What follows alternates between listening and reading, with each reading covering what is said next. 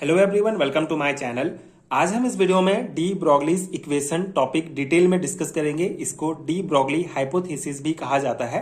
किसी मैटर के dual nature को समझाने के लिए डी ब्रोगली के द्वारा ये इक्वेशन दिया गया था। इसका डिटेल डेरिवेशन हम इस पर्टिकुलर वीडियो में डिस्कस करेंगे। प्रॉपर नोट्स आपको प्रोवाइड करूंगा जो आपके बीएससी एंड एमएससी लेवल के सेमेस्टर एग्जाम्स के लिए बहुत हेल्पफुल होगा।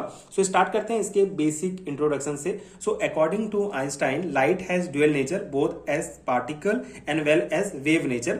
Louis de Broglie proposed that matter also has a dual nature as wave and as particles. ठीक है, तो यहाँ पे बेसिक कॉन्सेप्ट क्या है कि आइंस्टाइन ने एक थ्योरी दिया था जिसमें उन्होंने बताया था कि लाइट जो है वो ड्यूअल नेचर शो करता है। वो पार्टिकल्स की तरह भी बिहेव करता है और वेव की तरह भी बिहेव करता है। तो इसी आइंस्टाइन की थ्योरी को जो ही यूज करके डी ब्रोगली ने भी बताया, लुइस डी ब्रोगली ने प्रपोज किया कि मैटर जो होते हैं वो भी ड्यूअल नेचर शो करते हैं, वेव की तरह और पार्टिकल की तरह।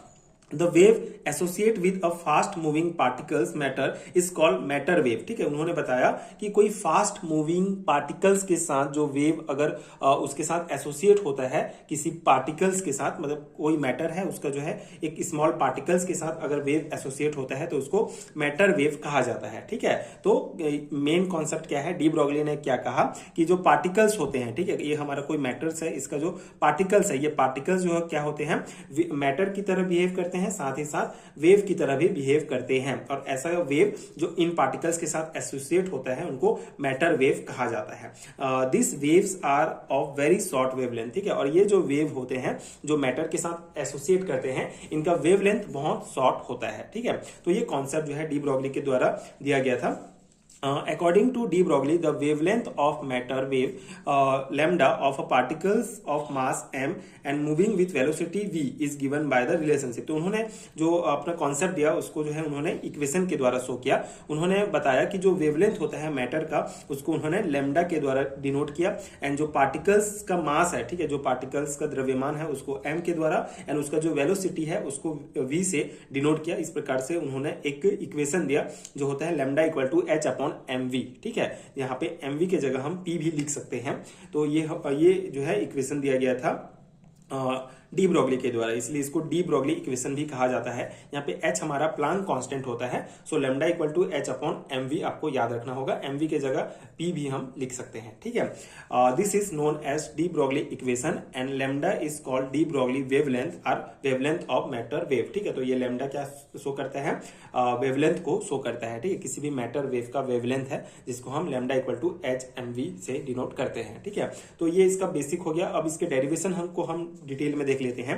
Derivation of de Broglie equation. So the de Broglie equation can be derive from Planck law and Einstein equation. ठीक है, तो प्लैंक का जो लॉ था और आइंस्टाइन का जो इक्वेशन था दोनों को यूज करके जो है डी ब्रोगली ने अपना इक्वेशन डिराइव किया। जैसे according to Einstein mass energy relationship, ठीक है, आइंस्टाइन के थ्योरी के according E equal to mc square होता है। ये हमारा इक्वेशन फर्स्ट हो जाएगा। ठीक है, आइंस्टाइन के मास एनर्जी रिलेशनशिप के आधार पर energy equal to mc square होगा। ठीक है, ये हमारा इक्वेशन फर्स्ट हो गया। सेकेंड है हमारा from Planck quantum theory energy of photon is given by. ठीक है, तो प्लैंक के क्वांटम थ्योरी के आधार पर E equal to h nu होता है हमारा। ठीक है, h न्यू जो हमारा इक्वेशन 2 हो जाएगा। अब इक्वेशन 1 एंड 2 को कंबाइन करेंगे तो इस प्रकार से हमारा इक्वेशन आएगा mc square equal to h nu. ठीक है, E दोनों में बराबर है तो हमारा क्या हो जाएगा, mc स्क्वायर h न्यू हो जाएगा, जहां पे न्यू का मान होता है c अपॉन लैम्डा। ठीक है, न्यू का मान होगा c अपॉन लैम्डा।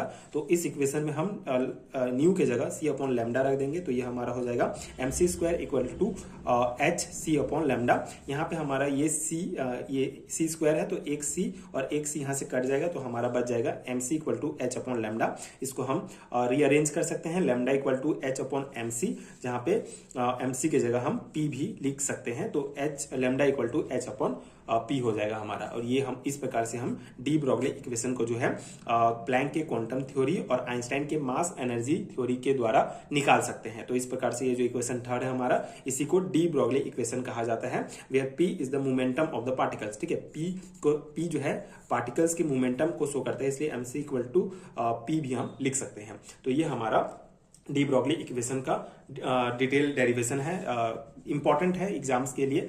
अगर आपको डी ब्रॉगली इक्वेशन पूछा जाता है तो आपको इस प्रकार से डिराइव करके लिखना होगा। तो ये सिंपल सा कॉन्सेप्ट है, आई होप आपको समझ में आ गया होगा। इस प्रकार से डी ब्रॉगली ने मैटर के ड्यूअल नेचर को समझाया था और ये इक्वेशन दिया था जिसको डी ब्रॉगली इक्वेशन कहा जाता है। तो ये कॉन्सेप्ट था, आई होप कि आपको समझ में आ गया होगा। सिंपल सा टॉपिक है, एक दो बार आप प्रैक्टिस करेंगे तो इजिली आप अपने एग्जाम में लिख सकते हैं।